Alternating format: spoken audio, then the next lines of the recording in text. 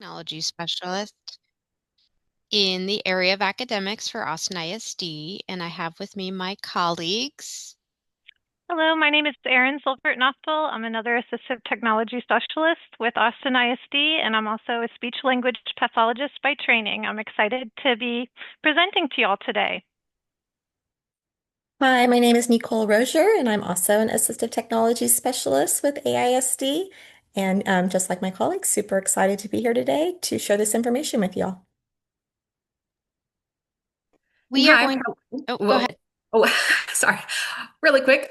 I'm Kelly Spahn. I'm the District 504 coordinator, and I'm happy to be here to partner with our wonderful assistive technology team.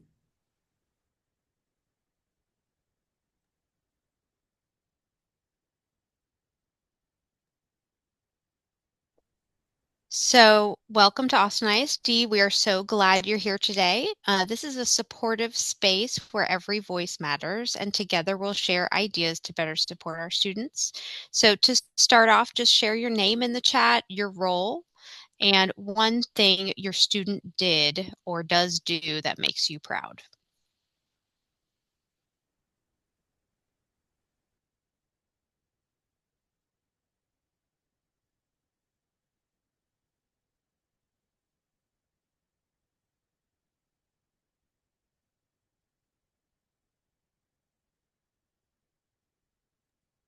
While people are sharing in the chat, I will just let you know that if you have questions during the presentation, our presenters have been gracious enough to say that they will answer in the moment. So you can raise your hand and then unmute and ask your question, or you can put it in the chat, but we will have time at the end for questions if it's not directly relevant to what's being discussed in the moment. Thank you.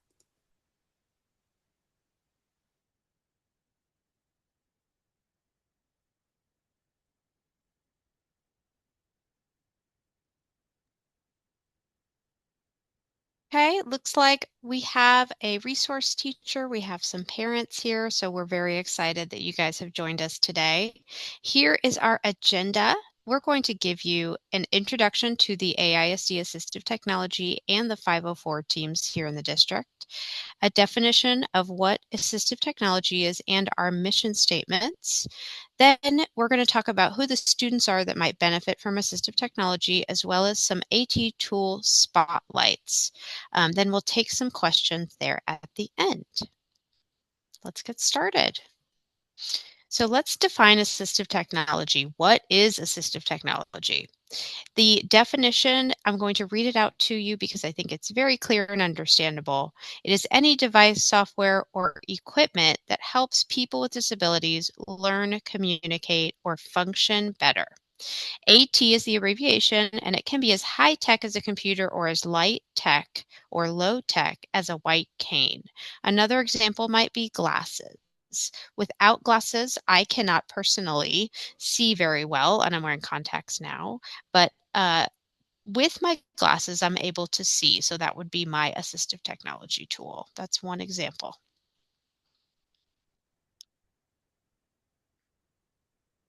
Our mission statement for the assistive technology team is that we work to provide equitable student-centered assistive technology services to students with disabilities across the district by building the capacity of IEP and Section 504 teams, and to provide evidence-based assistive technology, communication, and literacy interventions, and ensure that all students are able to maximize their achievement and access to the general education curriculum in the least restrictive environment. It is a very long and wordy definition to say we are here to support all of your students in special education and 504.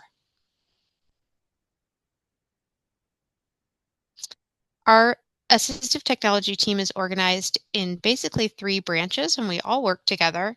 You are currently with the academic assistive technology team, myself, Erin, and Necol. We also have an amazing occupational therapist named Lindsay, and she will cover assistive technology for adaptive access in the district.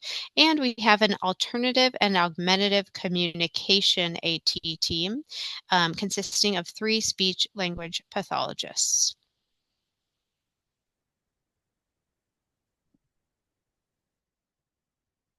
Hi again. I'm Kelly Spahn, District 504 Coordinator. I also have additional members on our District 504 team to include Christy Sepulveda, our Secondary 504 Specialist, and Alexandra Huerta, who is our Elementary 504 Specialist. And our district Section 504 team mission statement is to provide training and resources to campus staff to implement compliant systems and services to ensure that students with disabilities have access to high quality, equitable educational experiences. And just as a recap, Section 504 is a federal law that protects the civil rights of students with disabilities. Every AISD campus has at least one, if not more, Section 504 coordinators who can assist with the referral and evaluation process for students to determine eligibility for 504 services. And if found eligible, a 504 plan of support can be created, which can also include assistive technology supports. Let's talk a little bit about who the students are that might benefit from assistive technology. We're going to give you a rundown of some of the areas that we see for students to benefit from AT. Our first that we want to talk about is struggling readers. We see this all the time in special education and 504. Students who are learning letters and still learning their letter sounds, but maybe they're in a higher grade level and still struggling with those things. Students who need assistance with decoding and blending. Maybe they read words. Reading words in isolation is a struggle if they see them out of context. Their reading fluency, if they're reading out loud, might be a struggle for these students. Tracking and remembering words, vocabulary, when they're reading, these are some of the things we look for as indicators for assistive technology. We see a lot of questions from educational teams also about struggling writers, and we see a lot of work samples that look a lot like what you're seeing here on the page. Students who struggle with legibility might look like these work samples. It might look like the letters floating above and below the line when they're writing. The spacing might be inconsistent when they're writing words. They might have a variable formation of letters. So their lowercase g might look different from one day to the next. Orienting, again, to the lines and then to the margins if they're writing all the way to the end or not writing to the margin. A lot of times we see students who can say a lot of things that they might want to write. They have a great vocabulary, but they don't necessarily know how to write or spell those words that they know. And then they might have a lot of behavior around those tasks, and we try to address that with some assistive technology. So Nicole's going to take it away with some struggles in math. So those struggles in math could look like difficulty with reading word problems, difficulty with keeping rows and columns aligned, and legibility challenges with numbers and symbols.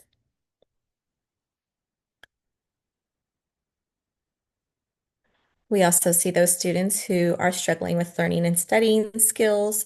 For example, it could include organization and keeping track of materials, having a cluttered backpack or Google Drive, difficulty with note-taking, difficulty with those executive functioning skills related to task management, such as sequencing, prioritization, time management. All those things can we look at when we're considering assistive technology accommodations. Quick AT tools spotlights. Chromebook tools available to all AISD students. My favorite part of the presentation.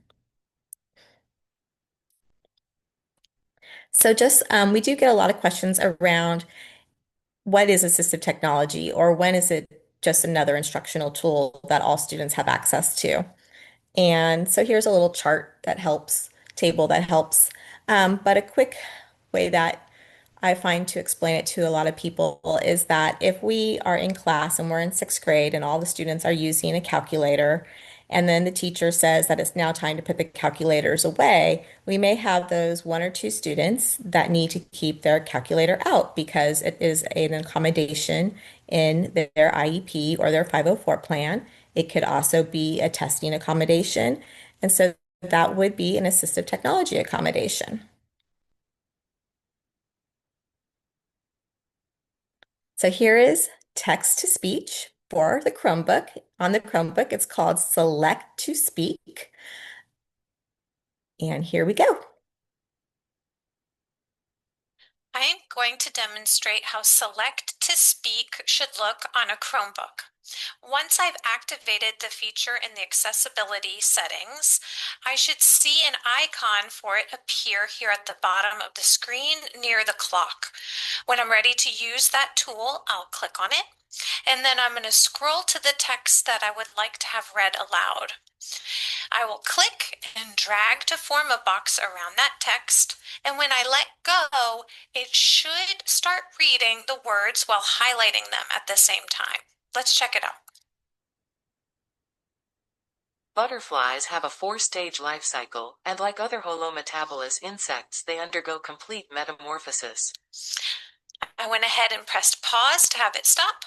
I could press play again, or I could move on to different parts of this text. Really awesome feature, and again, it's free, so check it out.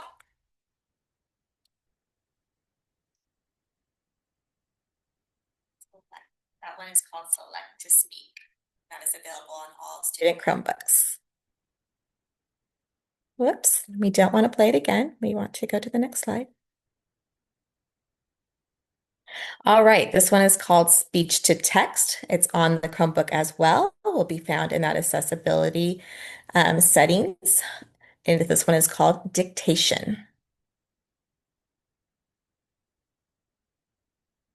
That little microphone symbol at the bottom of my screen next to my clock. When I click it, you're going to notice that what I say after will appear as text on the screen. Dictation, speech to text for Chromebook, period.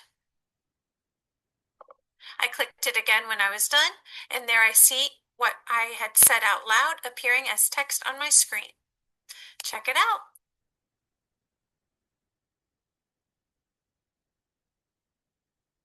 All right. And this one is one of my new favorites. This one is called Focus Mode, and it also has music and ambient sounds. That's available on the Chromebook down in that right-hand bottom corner. And here we go with Focus Mode. Let's check out focus mode. Come down to the clock here and click and find focus. Here we're going to find some settings we can play with. We can set our timer. We can choose tasks from our Google Tasks. So I already have math homework and report writing I can choose from, or if I think of something else that I need to complete, I can type it in there. And then I can come down. If I choose, I can have a sound playing in the background. Right now I have classical toggled on. And I can also choose to toggle on or off Do Not Disturb while in focus. If it's toggled on, this is going to disable any notifications from popping up while my timer is running. All right, I'm ready to get started with that email task. I'm going to go ahead and press Start. Notice that that classical music is already starting, but let's say I want to choose a different song. I can go down to the taskbar here and find that music icon, click on it, and I can browse through some different classical music options. Right. Notice also we have our focus symbol here for quick reference to how much time I have left with that task. I can quickly add an extra 10 minutes, or I can indicate for myself, all right, I've completed that task. Let's say for music's sake, I am tired of listening to the music, or maybe I want to change categories altogether. I can come back into that focus setting from my clock, and I can scroll down and either unclick classical and you'll hear it turns off, or I can again move to a different category. Let's say nature. All right, this is also where I can again add additional tasks if I want to keep working during that time. All right, happy focusing to you and your students. All right. I think at this time, I'm going to hand off to Erin to move forward with the next set of slides. Okay, so we just went over those Chromebook accessibility features. So this video is going to show us how we go ahead and toggle that on. So in most of those videos, you saw those icons appearing at the bottom. If you don't see those already at the bottom of your child's screen, this is going to show you how you can get them to appear.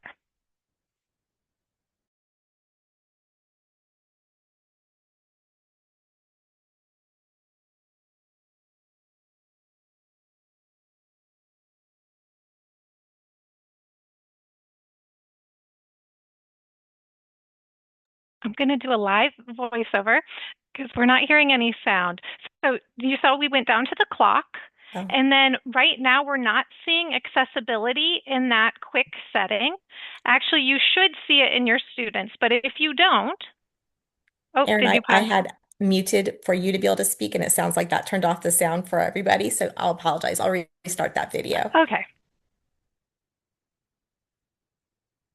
All right, to turn on accessibility features on your student's Chromebook, you're going to go to the bottom right-hand corner of their screen and click where the clock is. This is their settings bar.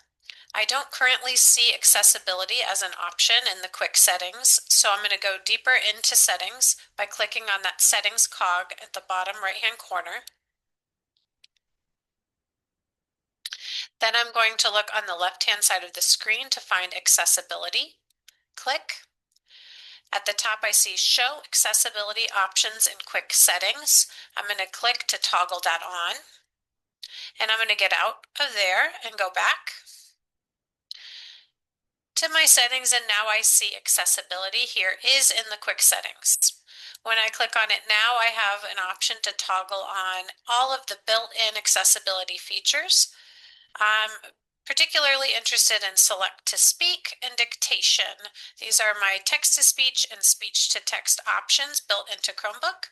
When I click to toggle those on, I see the icons appearing down at the bottom taskbar. And when I get out of settings, I see that they're still down there for my student to use. Okay, and so again, excuse me, you should now see that when you click on that clock, that quick setting should be available to all students, but we still like to show that video because going into that cog setting is where you can get into some more of the special individualized settings. If you're interested in changing the voice or the speed of the voice, there's lots of things you can do to individualize it for your student. Okay, next we want to talk, we're getting away from what's built into the Chromebook, but still talking about a tool that's available to all students. This is a text-to-speech option. So we've already talked about one that's built in, but this is another one that a lot of people love. And it's the part of a read and write toolbar, which is an extension that can be downloaded. And this is one of the features that's actually available for free. So it is technically available to all students.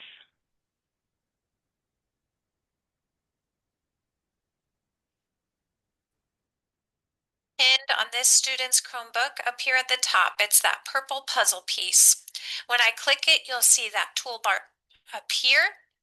Many of the icons are currently grayed out because this is the free version of this toolbar.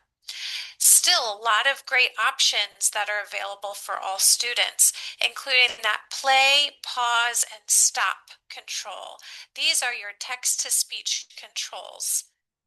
Let's try it out. Let's say I want to have these words read aloud. I'm going to go ahead and click, drag to highlight, and then go up and press play. Wombats are short-legged, muscular quadrupedal marsupials of the family Vombatidae that are I paused when I was ready to pause it. I could stop it. Okay, so again, that was the read and write toolbar that you were seeing there. And a lot of times what we do is we kind of play with different tool options to see what students like the most.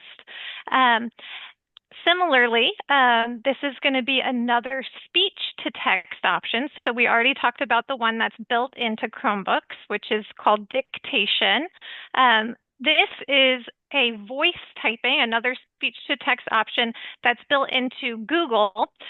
So it's going to be available for students when they're using Google Docs and in Google Slides when they're writing the note sections of Google Slides. So let's take a look at that one.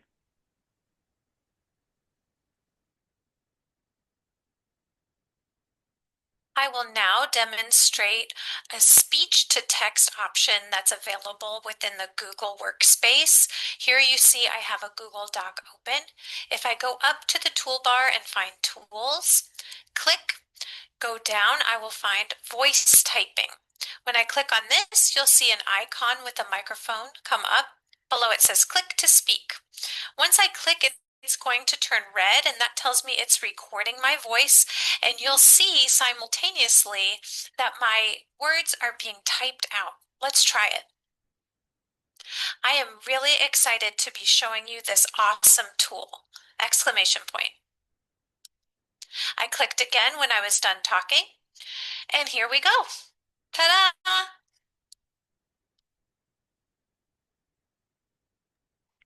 Okay, again, that's available in Google Docs mainly is where we see students using that tool. All right, we're zipping through, but we're happy to answer questions. As a reminder, feel free to raise your hand if we're going fast and things are starting to spark questions for you. You're also welcome to type them into the chat. We're going to move on. This is going to be a resource for all students in Austin ISD. It's called typingtraining.com, and like it suggests, it is a website and that students will be able to log into to practice their keyboarding skills. So we especially look to recommend that students practice, and not a lot, maybe 5 minutes a day, if that's possible, is great, especially if students are relying on their Chromebook to produce work for their class and they're needing that extra practice to become more efficient typers. So let's look at what this typingtraining.com looks like.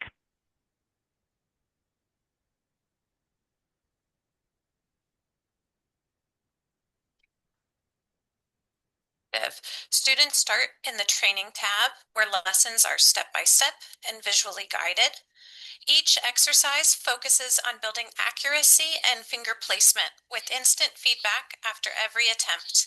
They can go at their own pace and repeat lessons as needed.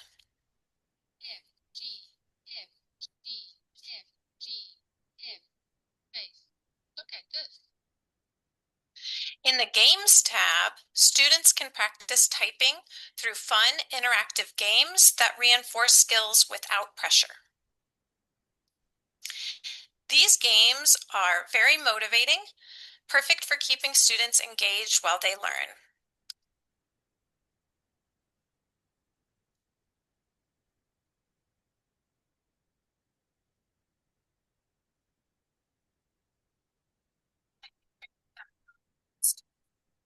Typing skills in a way that's fun, structured, and supportive.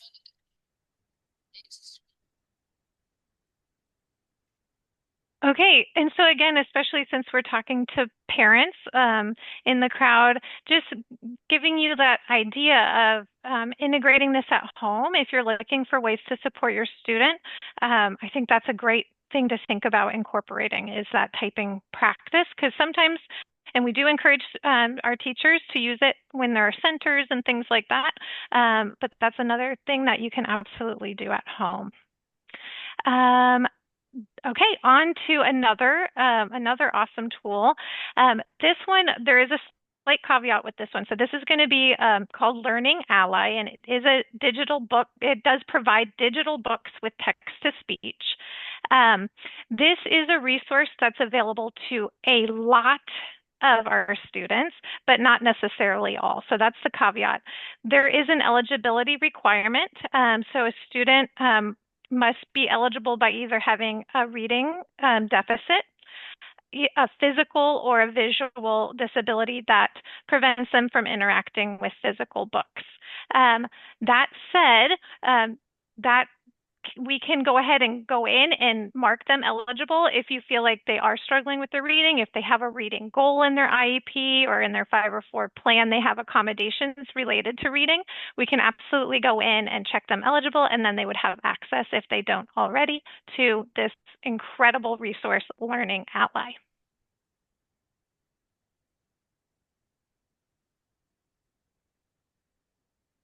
Let's take a look at Learning Ally. You'll notice that you can search for books by title, by author. You can browse by grade level or subject matter or by category. If I scroll down, I can take a look through some featured books to find some new titles. Ooh, I would like to check this one out. I'm going to go ahead and click on it, and you'll see that there are some options that are available. I can preview it, I can look at a summary, I can go ahead and start reading right now, or I can add it to my bookshelf for later. I'm going to go ahead and do that by clicking on Read Later, and you'll see it says this was added to your bookshelf. I can click here to access my bookshelf, or I'm going to exit out of that and show you up at the top of that menu screen on the right side, I have Bookshelf. When I click there, I can see all of the books that I've added to read later, including that one that I just added, along with the books that I've already started reading. Now let's take a look closer at one of these books. Let's look at this Judy Blume classic, Fudgemania. I'm going to click here. And once it's done loading, look, who's the lucky bride? Just one peep. You'll notice it starts reading right away, and it is highlighting as it goes. Let's keep going. I'm going to press play. My brother Fudge said, I'm getting married tomorrow. I looked up from my baseball cards. Is this kind of sudden? I asked him since Fudge is only 5. No. You'll notice that real human voice really makes a huge difference. And what an awesome thing that is available for free for a lot of our kiddos. So I really encourage you to take a look further at Learning Ally. Okay, and for Learning Ally, I'll just say, if you are looking to see if your student is already has access, in the Austin ISD portal, there is a Learning Ally tile, and that's the way that they will access Learning Ally. If they click on it and they don't have access already, you can reach out to a case manager or 504 coordinator. It'd probably be your best first step. And then if they need any support there, they can always reach out to us. We can always help guide them through that. Similarly, I saw in the chat there was a question about the typingtraining.com and how do we get login information, or is it via the Austin ISD portal? Great question. It is going to that website and logging in. So if a student already has a login, that should be set up. We can get you information. Again, I would say go to your student's case manager to ask for specific login information. And if they need extra support, they can always reach out to us.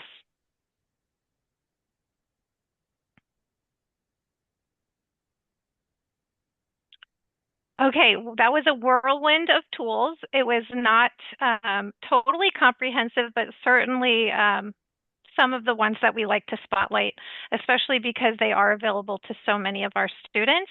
Again, I'll reiterate that those tools, a lot of them are available to all, some of them for a lot. So they can be used as instructional tools, just to support, just for fun, just to help, right? But if your student is needing those tools to help them access their curriculum, that's when we consider it assistive technology. And so with that in mind, thinking about this quote, for people without disabilities, technology makes things easier. And for people with disabilities, technology makes things possible. So important to remember that while assistive technology does not replace the necessity of targeted instruction or dedicated practice in skills like handwriting, it is a powerful equalizer that removes barriers, significantly boosting a student's independence and ensuring equitable access to the full scope of academic opportunities. And that's why we are so passionate about the work that we do and sharing these tools to you, parents who are such important advocates for your students.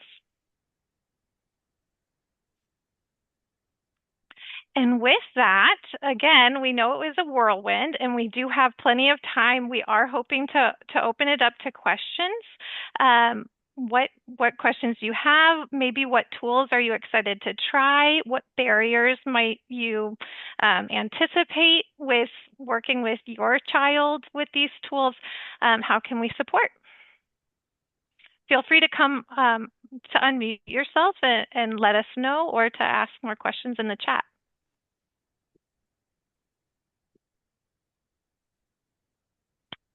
Okay, and I love that these resources are available to make things possible for all children. Thank you. Yes, we are very excited, and we thank our school districts for really helping to promote, the work that we do and these tools for our students, because we do see what a difference they make. And one thing I was thinking about and wanting to add is that we do have a new regulation regarding personal communication devices in schools. And when it comes to that, having these features on the Chromebook to replace whatever might be used on a personal communication device, aka phone or watch, might be so helpful for so many students to be able, once those are put away in backpacks, to still be able to access something like, say, focus mode, where they can have ambient music and a task list where they can concentrate. It can assist with executive functioning. And the same thing goes for anything that we've talked about here, the text to speech, speech to text. Those things available on personal communication devices or phones are now on the Chromebook and available to use for every student.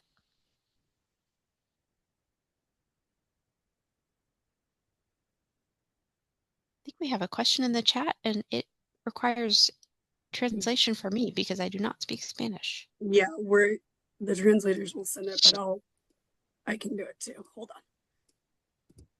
Thank you, Marisa.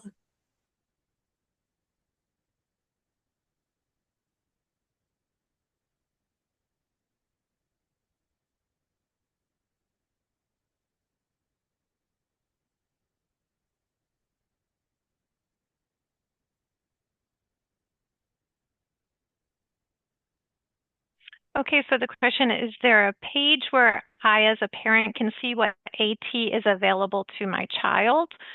And I'm interpreting this potentially in one of two ways. One being whether or not your student may have assistive technology accommodations, either in their 504 or IEP. And if that's the case, then that should be listed in their IEP or their 504 plan. If you're talking about more generally, like we just went over, like what tools are available in the district, I believe we can make this, this recording certainly will be available as mentioned, and it's possible we can make these slides available. So you could review the tools, and I understand we would need that in Spanish, but we could potentially use the translation support that's available just when you're watching. You can use that closed captioning with Spanish subtitles if that can work for now. But let us know. We definitely want to make sure you get the information that you need. Marisa, because I think you might have come in a little late. These tools are available on the district Chromebooks that the students have. So you would be able, if your student is able to bring their Chromebook home, you can help out with that. And then we will definitely get you the presentation. Yes, and I will share via email. Thank you for coming as always.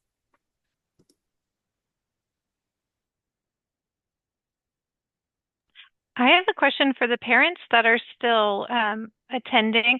If you feel comfortable sharing, are there any tools that we've mentioned or tools maybe that we didn't mention that are helping your student? And maybe sharing out that way might help other parents think about how these tools could be leveraged.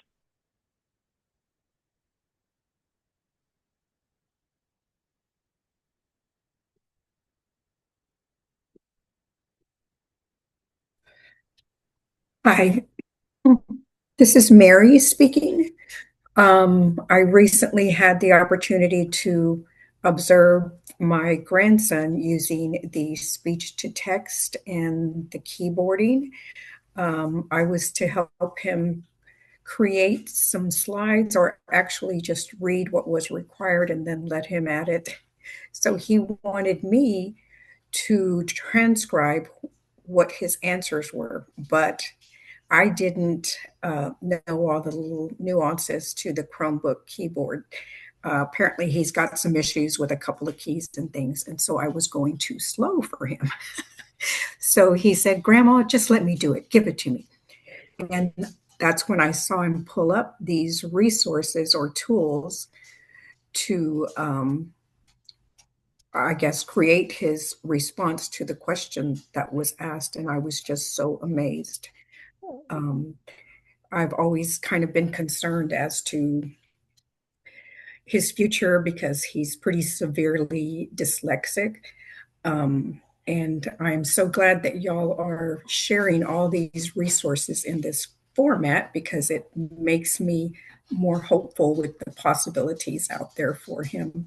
I knew the tools existed, but I did not realize how much AISD was incorporating them into curriculum for children like him. So it was wonderful watching him. Sounds like he knows how to use the tools really well, and I think that is incredible. And that he is using them in class to access the curriculum successfully, and that is also amazing. Our kids tend to know so much about technology and sometimes a lot more than we do. And so it is very heartening to hear that he's using them successfully. Anything we can do to help support the teacher, we are absolutely excited and enthusiastic about doing that as well. Yes, I had mentioned that this material would be great as a hands-on because I really don't get to use his Chromebook.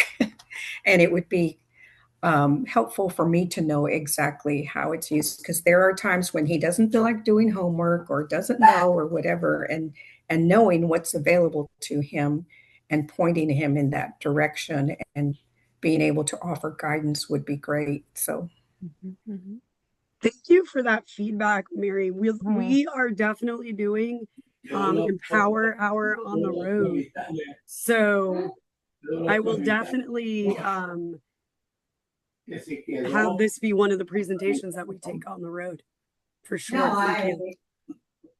Yeah, thank you. Agreed. I appreciate.